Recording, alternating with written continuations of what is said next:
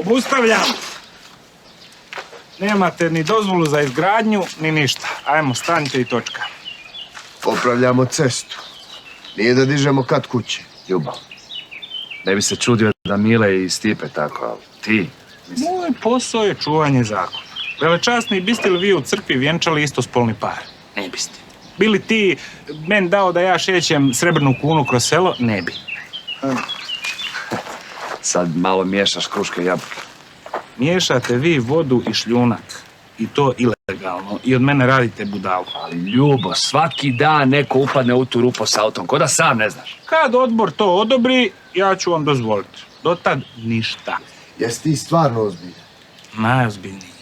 Slušaj me. Ako želim postati inspektor, ja moram imati čist dosje bez mrlje. Ne smiješ imat mrlju na dosjeu. Da.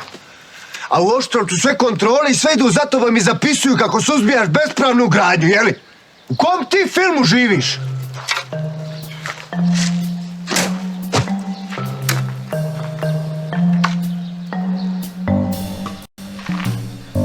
I neću vidjet da ste makli Kozlića.